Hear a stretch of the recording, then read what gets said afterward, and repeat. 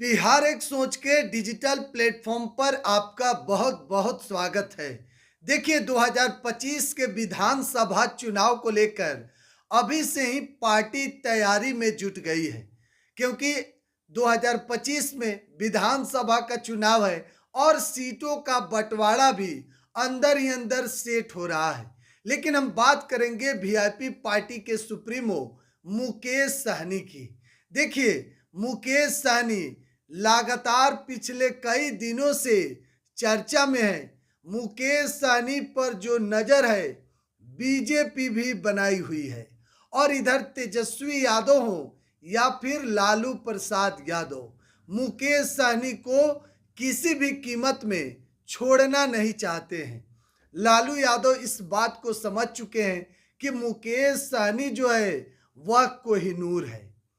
इसलिए इस बात को हम आपको कह रहे हैं, क्योंकि देखिए लालू प्रसाद यादव पटना से बस में बैठकर मुकेश सहनी के आवास, जो उनका गांव है दरभंगा में, वहां मुलाकात करने पहुंचे। और आपको याद होगा 2024 के लोकसभा चुनाव में लालू प्रसाद यादव मात्र 2 से 3 बार ही प्रचार प्रसार के लिए निकले। रोहिणी आचार्य के लिए, अपनी बेटी, और मीसा भारती के लिए, और शायद 1 से 2 बार और निकले होंगे। यानी कि कुल मिलाकर 4 बार तेजस्वी यादव के पिता लालू यादव प्रचार के लिए निकले। लेकिन मुकेश सहनी के लिए पटना से सैकड़ों किलोमीटर दूर दरभंगा, सुपौल, बिरौल स्थित उनके आवास पर लालू यादव, जो राजद सुप्रीमो है और बिहार के पूर्व में मुख्यमंत्री रह चुके हैं, मुकेश सहनी से मुलाकात करने गए।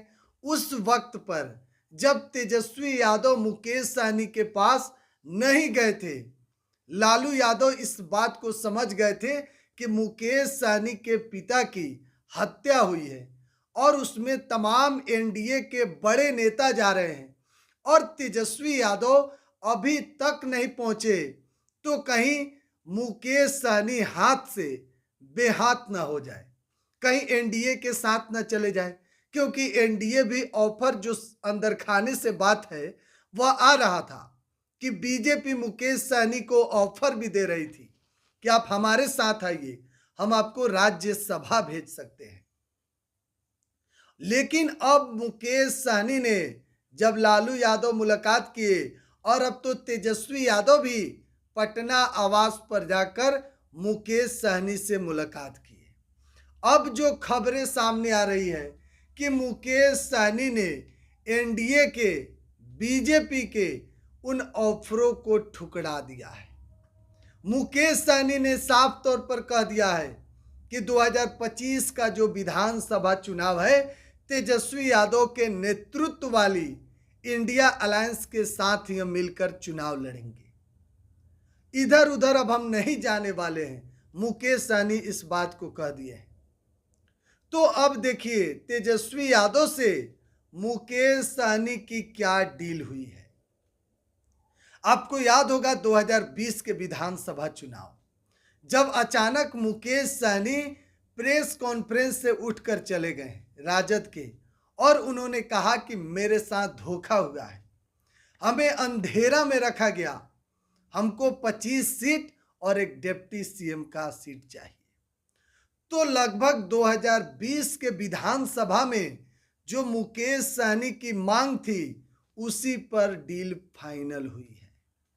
देखिए अंदर खाने से जुड़ी हुई बड़ी खबर हम आपको बता रहे हैं। मुकेश सहनी 25 से 26 सीट पर उनकी पार्टी इस बार चुनाव लड़ सकती है।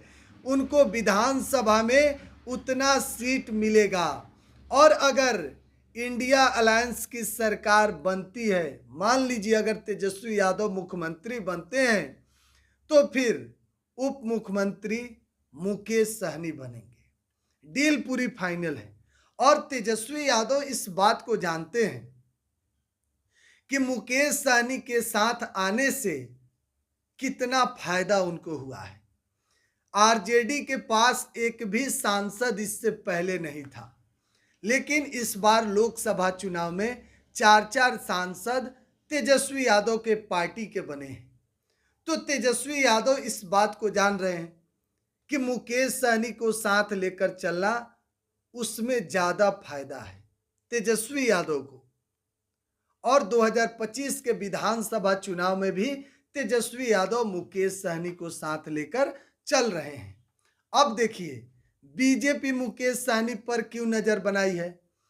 तो देखिए बीजेपी इस बात को समझ गई है कि बिहार में अति पिछड़ा पर पकड़ बढ़ाना होगा, तभी तो सम्राट चौधरी को प्रदेश अध्यक्ष पद से हटाकर अति पिछड़ा वैश्य समाज से आने वाले दिलीप जायसवाल को बिहार भाजपा का प्रदेश अध्यक्ष बनाया गया है।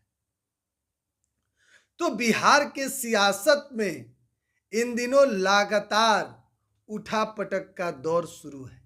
अंदर खाने से जुड़ी हुई एक एक अपडेट जो आ रही है वह भी हम आपको बता रहे हैं।